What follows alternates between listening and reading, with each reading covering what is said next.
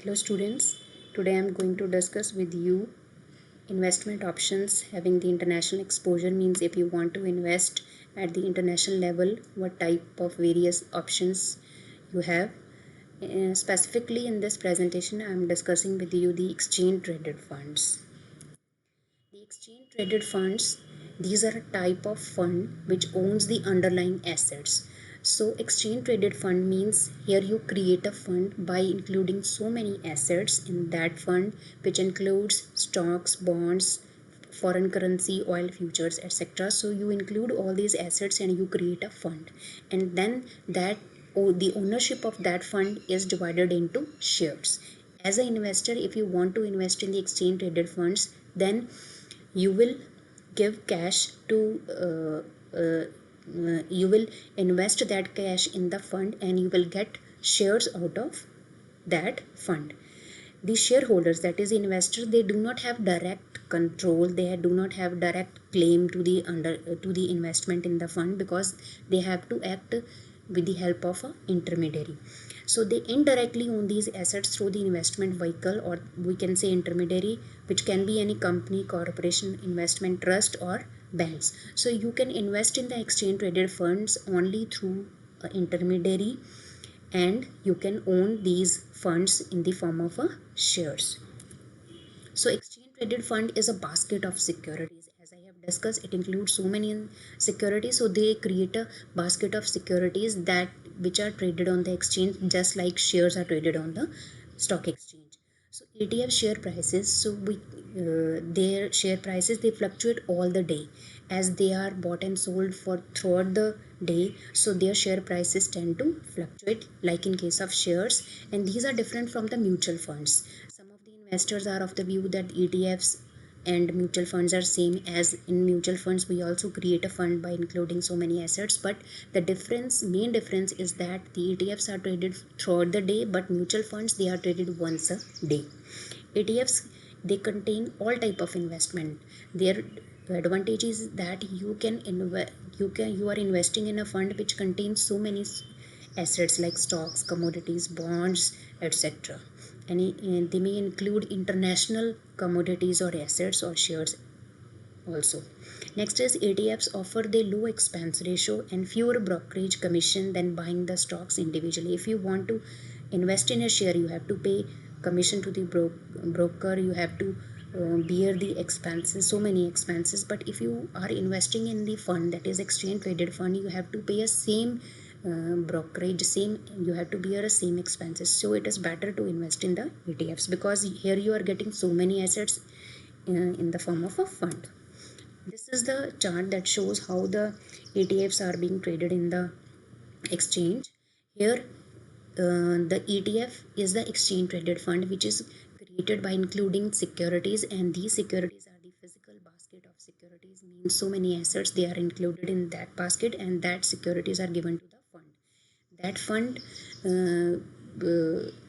it converted into in the form of a shares. That shares are given to the intermediary. Here intermediary is authorized participant.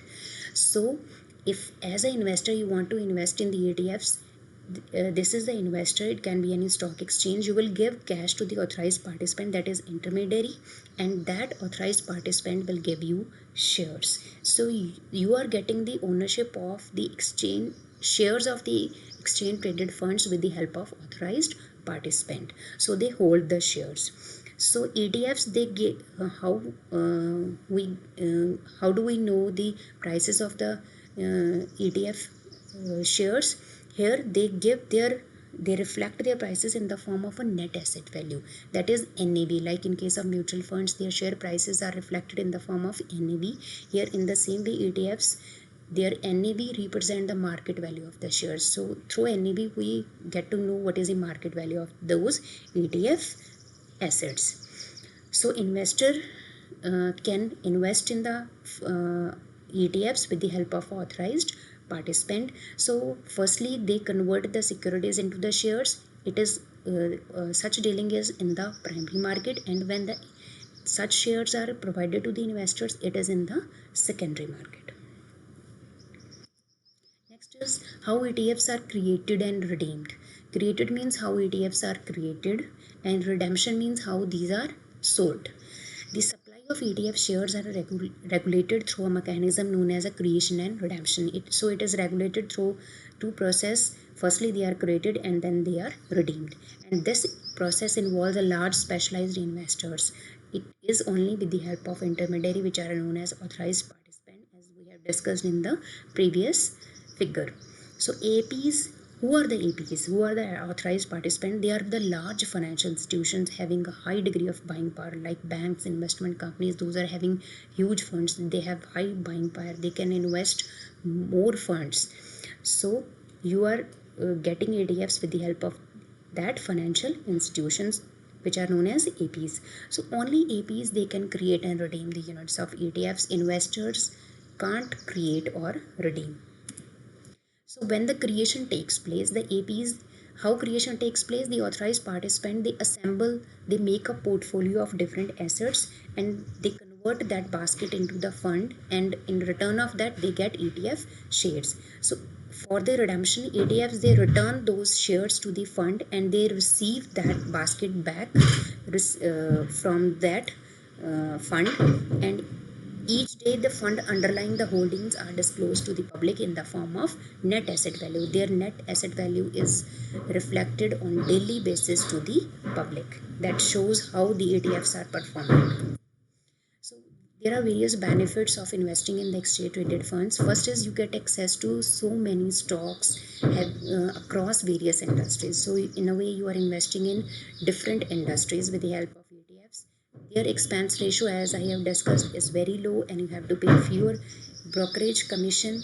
Their risk manage, you can manage your risk as you are getting diversifications, because this fund includes so many different assets, so your risk gets diversified. So ETFs, they exist that focus on the targeted industries. They focus on those industries which gives you maximum returns. So next is they give you favorable taxation benefits, as the cash flows which you are getting, which are being generated by the ETFs, are beneficial for the investors. You have to face less taxation. Cons, what are the various disadvantages? Actively managed ETFs, they have higher fees. Actively managed means where the ETFs, they are being traded actively on the stock exchange, they are exposed to more risk. If they are investing in a single industry, then your diversification will be limited and you are exposed to more risk. And in some cases there is a lack of liquidity.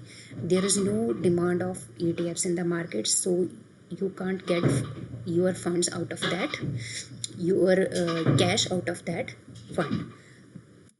Thank you.